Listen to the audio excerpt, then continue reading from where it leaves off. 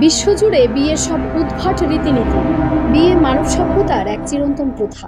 যুগ যুগ ধরে বিশ্বের প্রতিটি কোণে এটি বিভিন্ন সংস্কৃতি, বিশ্বাস ও ঐতিহ্যের মধ্য দিয়ে উদযাপিত হয়ে আসছে।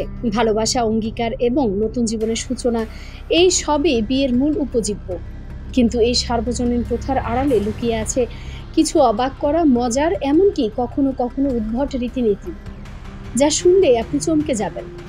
চলুন পৃথিবীর বিভিন্ন প্রান্তে প্রচলিত এমন কিছু বিচিত্র বিয়ের রীতিনীতি সম্পর্কে জেনে নেওয়া যাক। চীনের তুজিয়া গোষ্ঠীর কান্নার বিয়ে। ভাবুন তো, বিয়ের আগে 1 মাস ধরে প্রতিদিন কাঁদতে হচ্ছে চীনের তুজিয়া সম্প্রদায়ের কনেদের। এটাই রীতি। বিয়ের 1 মাস আগে থেকে কনে প্রতিদিন 1 ঘন্টা করে কাঁদতে শুরু করে। 10 দিন পর তার মা তার সাথে যোগ দেন এবং আরও 10 দিন পর অন্যান্য নারী আত্মীয়রা যেমন দাদি, খালা এই কান্নায় অংশ নেন। অদ্ভুত শোনালেও এই কান্নার পেছনে রয়েছে গভীর তাৎপর্য। এটি কনের নতুন জীবনে পা রাখার আনন্দ এবং পুরনো পরিবার ছেড়ে যাওয়ার দুঃখ উভয়েরই বহিঃপ্রকাশ। তাদের বিশ্বাস, এই কান্না পরিবারের নারী সদস্যদের মধ্যে বন্ধন আরও সুদৃঢ় করে এবং সুখী দাম্পত্য জীবনের ইঙ্গিত বহন করে। কঙ্গোর বিবাহে নীরবতা। হাসি নয়, গাম্ভীর্যতাই আসল। যেখানে বেশিরভাগ বিয়েতে আনন্দ, হাসি আর হৈহুল্লোড় প্রধান, সেখানে কঙ্গোর কিছু অংশে বর এবং কনেকে পুরো বিয়ের অনুষ্ঠানে একদম নীরব ও গম্ভীর থাকতে দেখা যায়। তাদের বিশ্বাস, হাসি বা অত্যধিক আনন্দ প্রকাশ করলে বিয়েকে হালকাভাবে দেখা হবে এবং দাম্পত্য জীবন সুখের হবে না। তাই পুরো অনুষ্ঠান জুড়েই নবদম্পতিকে মুখ গোমড়া করে বসে থাকতে দেখা যায়, যা বাইরের মানুষের কাছে বেশ অদ্ভুত মনে হতে পারে। ইন্দোনেশিয়ার বালি দ্বীপে দাঁত ঘষার প্রথা। ইন্দোনেশিয়ার বালি দ্বীপে হিন্দু ধর্মানুসারী এক অদ্ভুত রীতি প্রচলিত আছে, যা মেটাটাহ বা দাঁত ঘষা নামে পরিচিত। বিয়ের আগে বর ও কনের দাঁতগুলো, বিশেষত সামনের 6টি দাঁত, কিছুটা ঘষে সমান করা হয়। যদিও এটি ব্যথাহীন একটি প্রক্রিয়া এবং দাঁতের শুধুমাত্র উপরের 6টি দাঁত ঘষা হয়, এর পেছনে বিশ্বাস হলো এটি কামুকতা, লোভ, রাগ, বিভ্রান্তি এবং হিংসা, এই 6টি অশুভ শক্তি থেকে নবদম্পতিকে মুক্ত করে। দাঁত ঘষা আধ্যাত্মিক বিশুদ্ধতা এবং আত্মনিয়ন্ত্রণের প্রতীক হিসেবে বিবেচিত হয়। কোরিয়ার ফুট ফিশিং বা পায়ের তলায় আঘাত। কোরিয়াতে বিয়ের পর এক মজার এবং কিছুটা নিষ্ঠুর প্রথা প্রচলিত আছে, যা ফুট ফিশিং নামে পরিচিত। বিয়ের পর বরের বন্ধুরা তার জুতো খুলে তার পায়ের তলায় লাঠি বা শুকনো মাছ দিয়ে আঘাত করে। এই প্রথাটি বরকে আরও বেশি শক্তিশালী করে তুলবে এবং তার নতুন জীবনের জন্য তাকে প্রস্তুত করবে বলে বিশ্বাস করা হয়। এটি নবদম্পতির প্রথম রাতের আগে বরের স্ট্যামিনা পরীক্ষা হিসেবেও দেখা হয়। যদিও এটি দেখতে কষ্টদায়ক মনে হতে পারে, তবে এটি সাধারণত মজার ছলেই করা হয় এবং গুরুতর আঘাত করার উদ্দেশ্য থাকে না। স্কটল্যান্ডের blackening of the bride and groom.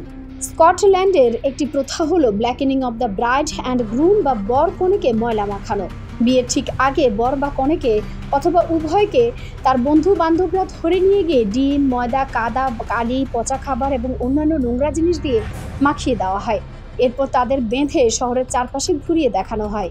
এর পেছনে বিশ্বাস হলো তারা যদি এই অপমানের মধ্য দিয়ে যেতে পারে, তাহলে দাম্পত্য জীবনের যে কোনো কঠিন পরিস্থিতি তারা সহজেই মোকাবেলা করতে পারবে। এটি তাদের মধ্যে হিউমিলিড্যাট বা বিনয় শেখানো কিংবা মন্দ আত্মাদের দূরে রাখে বলে মনে করা হয়। ফ্রান্সের লা সুপে বা মধ্যরাতের স্যুপ। ফ্রান্সের কিছু অঞ্চলে বিয়ের পর এক অদ্ভুত প্রথা প্রচলিত আছে, যা লা সুপে নামে পরিচিত। বিয়ের শেষে সমস্ত অতিথি চলে যাওয়ার পর বর কনের বন্ধুরা তাদের জন্য একটি বিশেষ স্যুপ তৈরি করে। এই স্যুপটি শ্যাম্পেন ফ্ল্যাশ বা অন্যান্য অবশিষ্ট পানীয় এবং খাবারের টুকরা মিশিয়ে তৈরি করা হয় এবং এটি একটি চেম্বার পটে, এক ধরনের বিশেষ পটি, পরিবেশন করা হয়। নবদম্পতিকে বাধ্য করা হয় এই স্যুপটি পান করতে। এর উদ্দেশ্য হলো তাদেরকে শক্তি যোগানো এবং নতুন জীবনের চ্যালেঞ্জ মোকাবেলায় প্রস্তুত করা। এটি মূলত একটি মজার প্রথা, যা বর কনেকে নিয়ে ঠাট্টা করার জন্য ব্যবহৃত হয়। ভারত জুতা ছুপাই এবং নাকটানা। ভারতে, বিশেষ করে উত্তর ভারতের কিছু অঞ্চলে জুতা ছুপাই বা জুতা লুকানোর প্রথা অত্যন্ত জনপ্রিয়। বিয়ের সময় যখন বর মণ্ডপে বসে থাকে, তখন কনের ছোট বোনেরা বরের জুতো লুকিয়ে ফেলে। বরকে তার জুতো ফিরে পেতে পণের টাকা বিনিময়ে তাদের সাথে দর কষাকষি করতে হয়। এটি একটি মজার প্রথা, যা দুই পরিবারের মধ্যে সম্পর্ককে আরও হালকা এবং মজাদার করে তোলে। এছাড়াও ভারতের কিছু অঞ্চলে বিয়ের পর কনের পরিবারের মহিলারা বরের নাক টেনে দেয়। এটি একটি প্রতীকী কাজ, যা বরকে মনে করিয়ে দেয় যে সে এখন কনের পরিবারের একজন এবং তাকে বিনীত থাকতে হবে। কেনিয়ার মাসাইদের পিতা পুত্রের আশীর্বাদ। কেনিয়ার মাসাই উপজাতিতে বিয়ের এক অদ্ভুত এবং কিছুটা চ্যালেঞ্জিং প্রথা প্রচলিত আছে। বিয়ের পর যখন কনে শ্বশুর বাড়ি যায় তখন তার বাবা তার মাথায় এবং বুকে থুতু দেন। এটি আশীর্বাদের প্রতীক হিসেবে দেখা হয় এবং মনে করা হয় যে এটি কনেকে উর্বরতা ও সৌভাগ্য এনে দেবে। এর পেছনে তাদের বিশ্বাস, পিতা যখন আশীর্বাদ স্বরূপ থুতু দেন তখন তা কন্যার জীবনে ভালো কিছু নিয়ে আসে। এই প্রথাটি মাসাই সংস্কৃতিতে অত্যন্ত পবিত্র বলে বিবেচিত হয়। কিরগিজস্তানের অপহৃত কনে। কিরগিজস্তানে কিডন্যাপিং দ্য ব্রাইড বা কনে অপহরণের একটি বিতর্কিত প্রথা এখনও এই অঞ্চলে টিকে আছে। যদিও এটি এখন অনেকটা আইন দ্বারা নিষিদ্ধ এবং বেশিরভাগ ক্ষেত্রে প্রতীকী, তবে অতীতে এটি সত্যিকার অর্থেই ঘটত। এক্ষেত্রে বর বা তার পরিবারের সদস্যরা কনেকে জোর করে অপহরণ করে নিজেদের বাড়িতে নিয়ে এসে এবং তাকে বিয়ে করতে বাধ্য করে। যদিও আধুনিক যুগে এই প্রথার বিরুদ্ধে ব্যাপক বিরোধিতা রয়েছে এবং অনেক কনে স্বেচ্ছায় এতে অংশ নেয় না, তবু এর ঐতিহাসিক গুরুত্ব এখনও বিদ্যমান। বিশ্বজুড়ে এই বিচিত্র বিয়ের রীতিনীতিগুলো প্রমাণ করে যে মানব সংস্কৃতি কতটা বিচিত্র এবং প্রতিটি প্রথার পেছনে লুকিয়ে আছে গভীর বিশ্বাস, ঐতিহ্য আর ইতিহাস।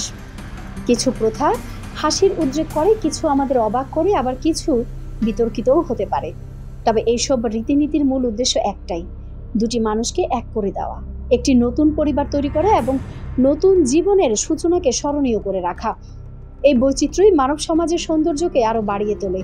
বিয়ের এই অদ্ভুত প্রথাগুলো আমাদের মনে করিয়ে দেয় ভালোবাসা এবং সম্পর্কের বন্ধন যে কোনো বাধা অতিক্রম করতে পারে, যে কোনো সংস্কৃতির রঙে নিজেদেরকে রাঙিয়ে